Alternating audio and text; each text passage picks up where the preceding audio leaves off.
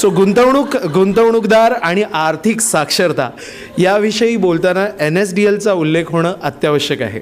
NSDL ही भारताची सर्वात महत्त्वाची संस्था असून आपल्या सर्वांची आर्थिक कुंडली बनवण्याचं काम ते करत असतात.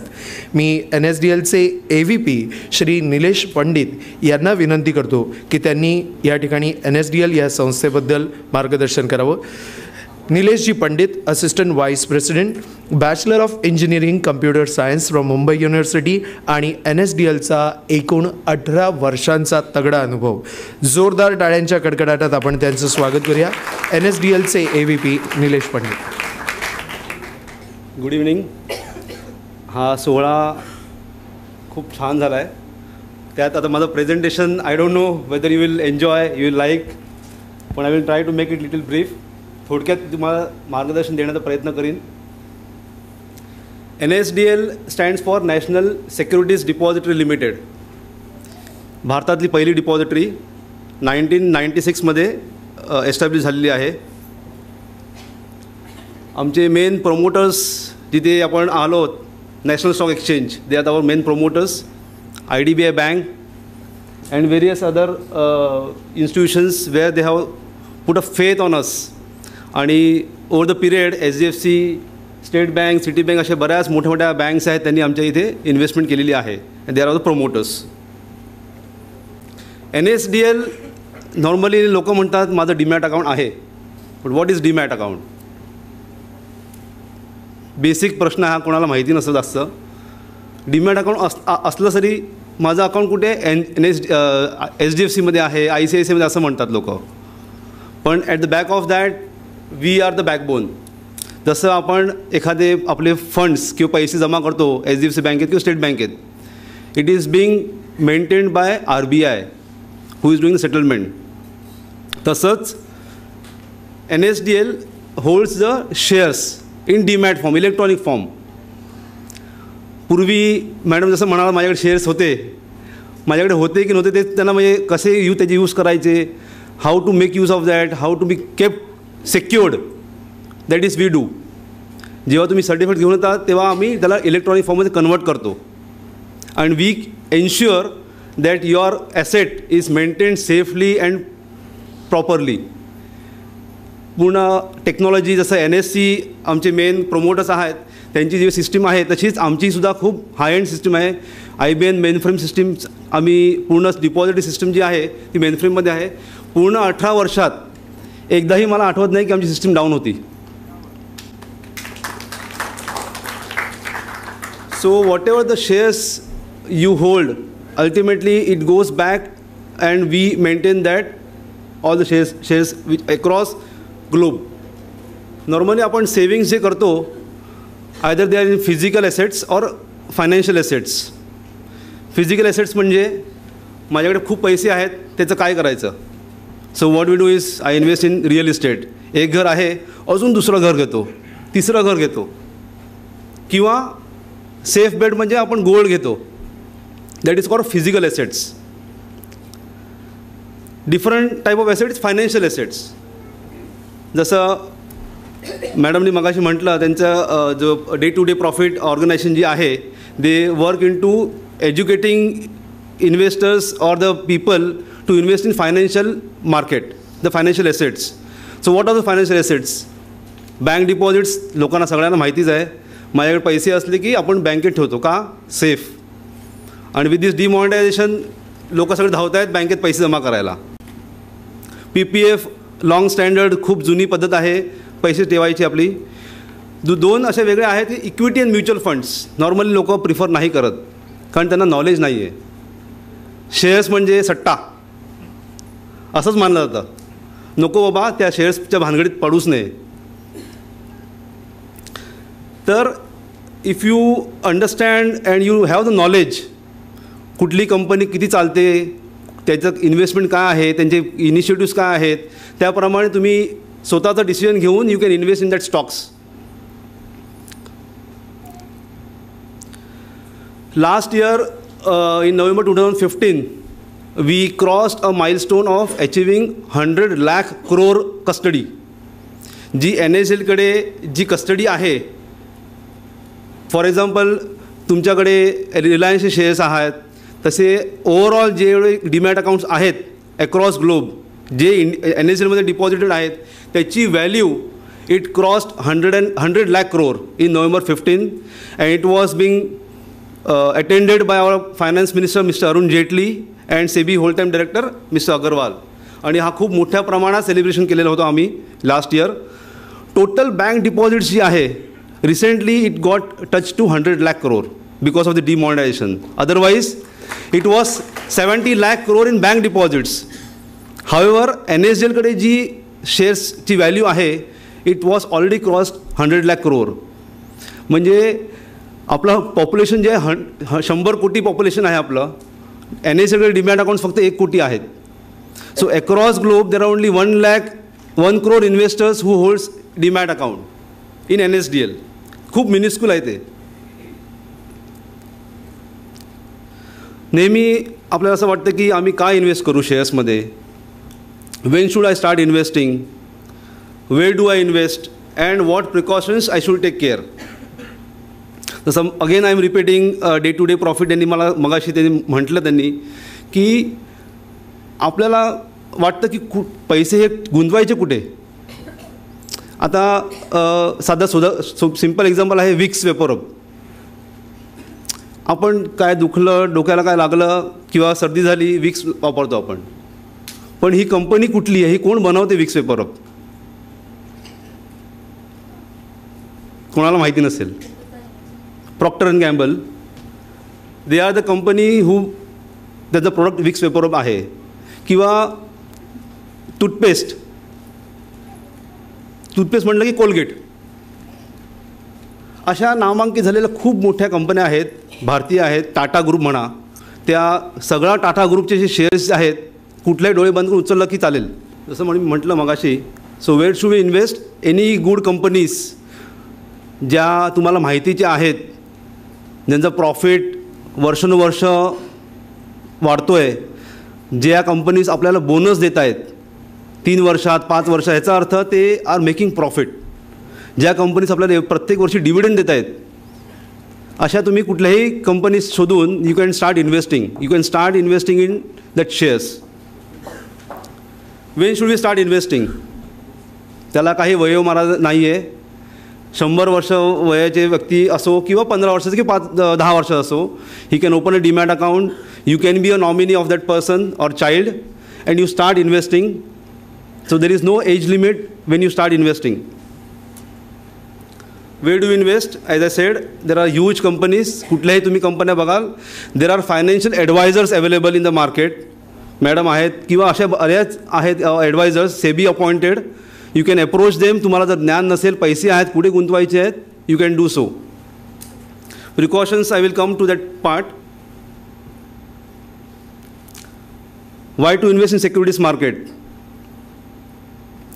Definitely returns जास्त आहेत. If you see savings bank, FD, there are huge returns. Diversification, कुठल्या वेगवेगळ्या इंडस्ट्रीज आहेत. FMCG म्हणा, IT म्हणा, रिअल इस्टेट म्हणा, एनी डॅम कंपनी और any industry you speak, you can invest in that stocks. Tax benefits आहेत, ते तुम्हाला डिव्हिडंड मिळतं as a part of investments, they are tax free. Long term capital gains, if you keep that shares for more than 1 year, there is no capital gains tax. Long term capital. Short term, जर तुम्ही 1 वर्ष आधी विकला तुम्हाला tax लागेल. Returns, yes you get good returns. एक थोडंसं आहे की आपण एखादं एज्युकेशन म्हणा किंवा लग्नकार्य म्हणा,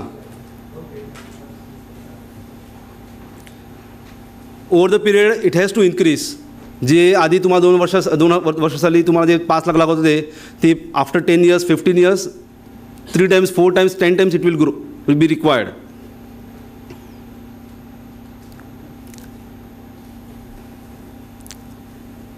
Same for the marriage expenses.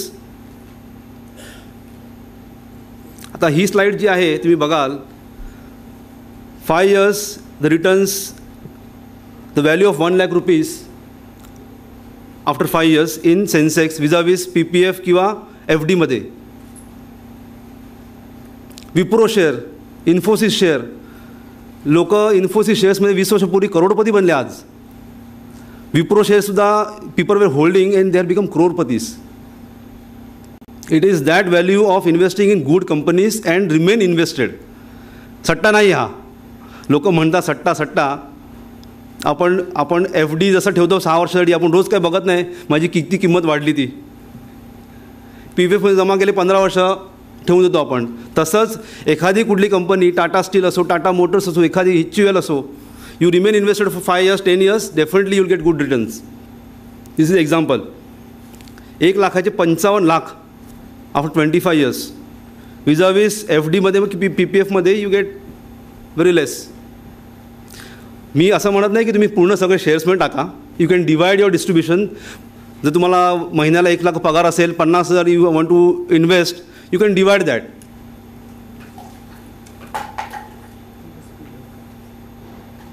Tax benefits तुम्हाला ऑलरेडी सांगितलं. डिव्हिडंड आहे तर टॅक्स फ्री आहे. लॉंग टर्म कॅपिटल गेन्स 0 असतात in case you hold the shares for more than 1 year.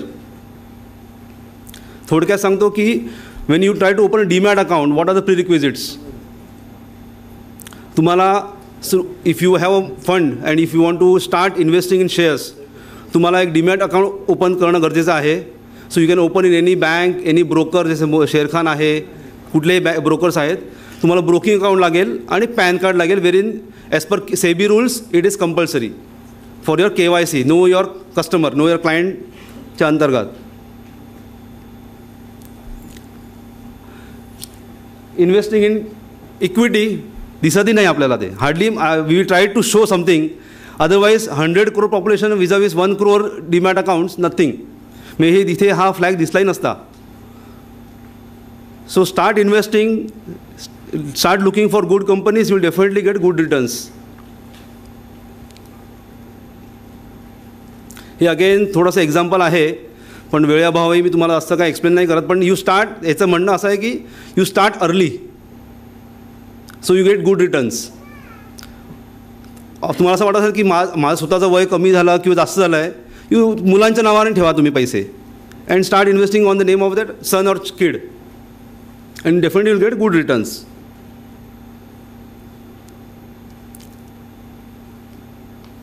Wear do you invest?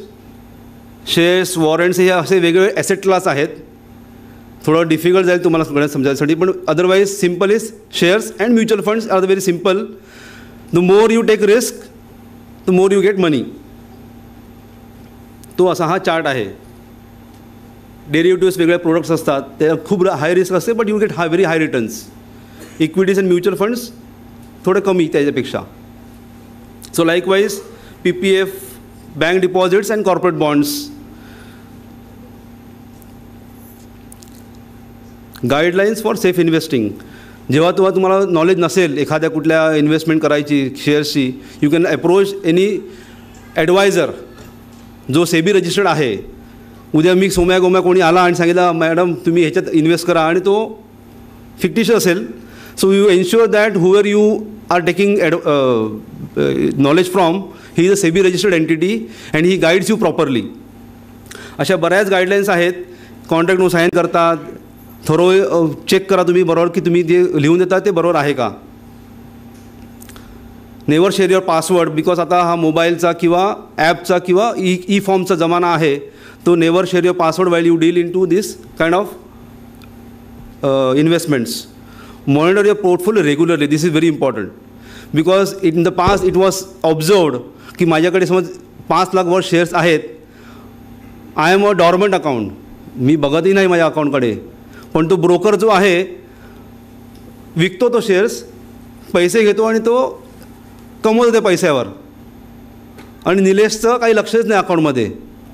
5 lakh मला वाटतं चला माझे 5 लाख सेफ आहेत, पण you should monitor your portfolio regularly, ask for statements regularly, so that you know की whatever you are having are really with you.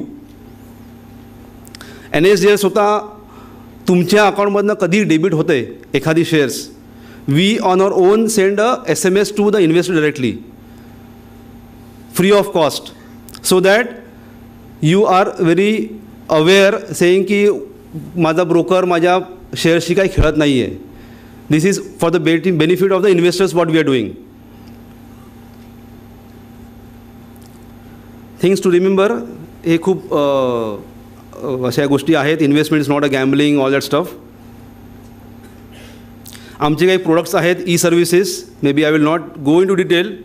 त्यातलं एक product जे आहे ते NSDL कॅश आम्ही त्याला म्हणतो, कन्सॉलिडेटेड अकाउंट स्टेटमेंट. वॉट सेबीचा इनिशिएटिव्ह जो आहे, what we are doing in that, की तुमचे जे शेअर सर्टिफिकेट किंवा तुमचे डीमॅट अकाउंट जे आहेत अक्रॉस मल्टिपल बँक्स किंवा तुमचे म्युच्युअल फंड्स आहेत पडलेले, पण ते डीमॅटमध्ये नाही आहेत सध्या, ते आम्ही पूर्ण कन्सॉलिडेट करतो. तुम्हाला एक स्टेटमेंट पाठवतो, single statement every month, provided तुम्ही ट्रान्झॅक्शन करत असाल तर तुम्हाला स्टेटमेंट मिळेल ते. So with this statement it was even appreciated by finance minister. आणि आम्हाला अशी मोठी खूप ॲप्रिसिएशन्स लेटर्स आलेत खूप, की माझे इन्व्हेस्टमेंट्स, माझे म्युच्युअल फंड फोलिओ होते, वडिलांनी ठेवले होते, आजोबांनी ठेवले होते, पण मला माहिती नव्हतं. But with this initiative of NSDL and SEBI लोकांना बरेच असे त्यांचे म्युच्युअल फंड इन्व्हेस्टमेंट्स कळले. लाखो रुपये त्यांचे होते, वडिलांनी आजोबांनी किंवा ठेवले होते, त्यांना कळले ते. So this is a well initiative what we have started is consolidated account statement.